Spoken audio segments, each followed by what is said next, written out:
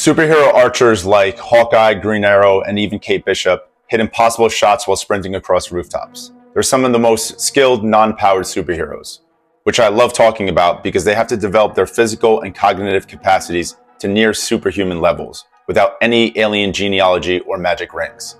They also have to train physiological qualities and specific skills in a very unique way because of their weapon of choice. And to do what they do and fight the way they fight, their training would have to look pretty different from most superheroes.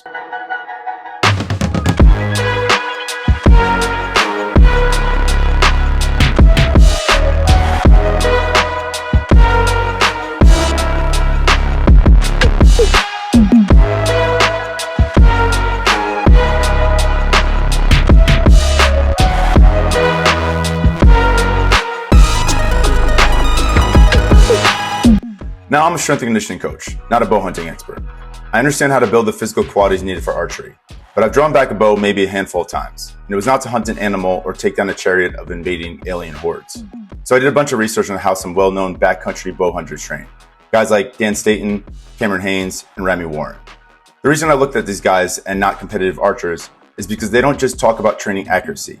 They talk about maintaining the accuracy under extreme fatigue, in highly chaotic and stressful states, where your adrenaline spikes and your heart rate goes through the roof. The training includes practicing the perfect shot from awkward positions while your breathing becomes erratic, your hands start to shake, and your vision narrows. Hawkeye isn't practicing a target range standing still. He's practicing hitting a perfect shot while his heart rate is pounding. So someone who treks miles of difficult terrain and sprints uphill to take a downhill shot at an animal is a much closer comparison to a vigilante running across rooftops than a competitive archer in a controlled setting. Now, if you look at these guys, they don't all train the same way, but they all cover the same core areas of preparation: the body, the shot, and the moment before the shot. But Haynes trains the body more like an endurance athlete, keeping his shooting volume extremely high. Staton trains the body under stress, structuring things more like a strength coach, building toward a performance peak. And Warren focuses on the moment, spending less time in the gym and more time in specific environments, practicing precision in realistic scenarios and mastering the shot under bad circumstances. So before getting into the more specific stuff, let's take a broader look at building the athletic base, which is more in my lane anyway. What are the physical requirements of a superhero archer? While they rely heavily on archery, they're also essentially combat or tactical athletes. They fight hand-to-hand, navigate obstacle-rich environments, and move fast. Their training needs to build a body that can climb, sprint, fight, and shoot. If you didn't already guess it, I'm going to start by discussing the structural strength to support all this, specifically max strength. Because if you can't produce large amounts of force, you can't create explosive power. To hit hard, climb quickly, or jump high for that sweet bow draw pose, you need more than just quickness. Power isn't just how fast you can move. It's also about how much force you can generate and your ability to express that force in a short amount of time. That's the difference between a knockout punch and making someone feel like they got weakly slapped by a child. So they need lower body strength in multiple planes doing compound squatting, pulling, and single leg emphasis movements.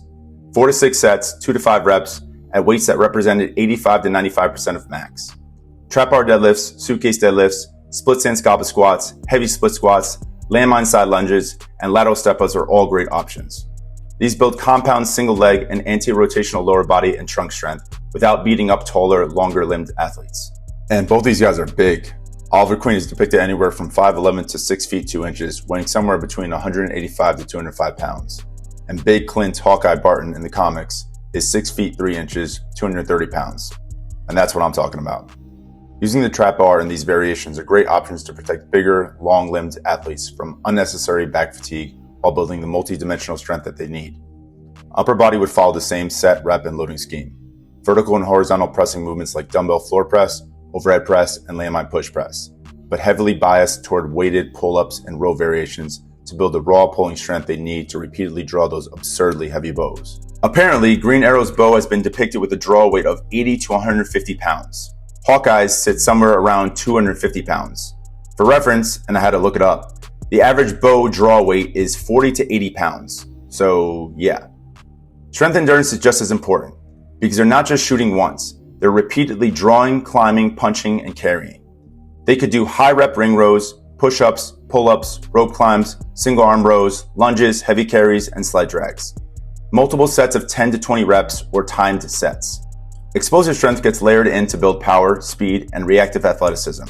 Resisted jumps, both linear and lateral, band-resisted kettlebell swings, moderately loaded dumbbell press variations, landmine or overhead push press, and all kinds of medicine ball throws and slams.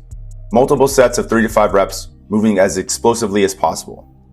And isometric strength and endurance would be especially important for these archers. They don't just need strength to draw the bow. They need to hold it drawn, statically contracting the back, shoulders, forearms, and trunk before releasing. Heavy carries, especially single side, train grip, upper back, and anti-rotational trunk strength simultaneously. Dead hangs train grip. Bent arm hangs from a pull-up bar in both vertical and horizontal positions train the upper back and shoulder stabilizers under prolonged static contraction and can be loaded for added intensity. Where their S&C training really separates from other superheroes is in the key areas specific for archery, particularly the scapular retractors, rotator cuff, grip, and rotational and anti-rotational trunk strength. These are often neglected muscle groups that would not only need to be stronger than the average, but trained in a prehab-focused way to prevent chronic and acute injuries, with high rep sets to strengthen and thicken the connective tissue and ensure proper muscle recruitment around these joints. Archery is one of the most repetitive activities I can think of. You draw with the same muscles on the same side, every single time. So resistance training needs to be specifically designed to keep the musculature in better balance and improve blood flow to the stabilizing muscles exposed to that constant repetitive stress. For the scapular and rotator cuff muscles, multiple sets of 8 to 15 reps of single arm rows, face pulls, banded scarecrows, external rotation exercises, and YTW raises. Sled pulls using a rope and rope climbs are also great options to build the grip endurance and pulling power needed to shoot all those punks in the face with boxing glove arrows. Archery is a rotational stability skill, so to pull those ludicrously heavy bows back, they need strength to twist and also anti-rotational strength to hold the positions and stabilize before releasing. For rotational strength, landmine rotations, Russian twists, hanging windshield wipers, and band chops. For anti-rotation, pal-off holds and press variations, single arm carries, and renegade rows. Plate hiddles and mace swings are also excellent supplemental exercises here too, improving shoulder and thoracic spine mobility while simultaneously building stability and strength in the shoulder and upper back, and training rotational and lateral trunk strength all at the same time. Now, some of you have actually reached out and asked me how to actually train like a superhero, not just one skill at a time, but in a way that builds strength, agility, and mental focus all together. That's actually what I've been working on with my new 4-week Vigilante and Batman Year 1 training arc paths.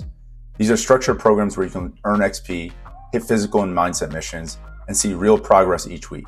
One person just started this a week ago, and it's been awesome to see them tackle the first set of missions. If you want to get a taste of that, I've got a PDF that walks through a mini arc, kind of like a sneak peek of the full system. Check out the link in the description below. All non-powered superheroes need exceptional conditioning, but you could argue that archers need the most fatigue resistance of all, because they need to drop their heart rate faster after high-intensity moments of fighting, running, or climbing. This is something Dan Staton and Cameron Haynes talk a lot about, and it's not something most people think about. Their conditioning would need to touch 3 systems. The aerobic base comes first, and probably accounts for about 50 to 60% of total conditioning work. The larger this base, the faster the heart rate recovers, which is what allows them to control their arousal state and shoot with precision after a sprint or a fight. Long duration trail runs, rucking, rowing, swimming, or jump rope for 30 to 90 minutes. They'd also likely include threshold training to train operating right at the edge of the lactate threshold, the point where, once crossed, fatigue spikes hard and heart rate recovery takes much longer. A circuit could be 15 to 25 minutes of continuously repeating 10 med ball slams, 15 kettlebell swings, 20 battle rope slams, 100-meter jog or row, then a deliberate 1-minute active recovery of walking on an incline or light body weight movement to intentionally bring the heart rate down before repeating. Alactic capacity training keeps them sprinting hard, jumping high, hitting hard, and drawing arrow after arrow powerfully with incomplete recovery. They do multiple 6 to 10 second rounds of sprints, plyometric bounds, plyo push-ups, or explosive rope rows, with 10 to 20 seconds of rest between rounds. Finally, lactic conditioning simulates the demands of fighting or extended chases. Repeated moderate duration, high intensity efforts. Sled pushes, battle rope intervals, hill sprints, done continuously and with maximal intent for 30 seconds. Resting 20 to 60 seconds between rounds. Now that the physical base is covered, let's pull the 3 main ideas from those bow hunting experts I mentioned before. The first is elevated heart rate shooting. Dan Staton is big on simulating hunting stress. He talks about something called buck fever, the physiological response when adrenaline spikes and heart rate shoots up, even if you haven't physically exerted yourself. Anyone who's been in a fight, played competitive sports, or given a big speech has felt this. For any kind of marksmanship, it's a serious problem. Shaking hands, narrowing vision, erratic breathing. Staton's solution is elevated heart rate drills where you shoot under fatigue to simulate that stress. This can look one of 2 ways. First, 5 rounds of conditioning circuit, assault bike, kettlebell swings, box step-ups, farmer's carries. Then immediately shoot 20 to 40 arrows while fatigued, focusing on lowering heart rate, controlling breathing, and maintaining shot discipline. The second is 1 round of intense exercise like sprinting for 50 to 100 meters, doing 5 to 10 burpees or broad jumps, pull-ups, or rope climbs, then drawing and shooting within 5 to 10 seconds.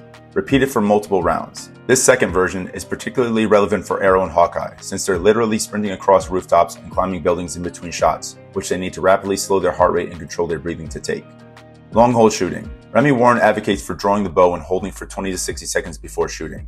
It builds shoulder and upper back isometric endurance, mental composure, and shot stability under fatigue.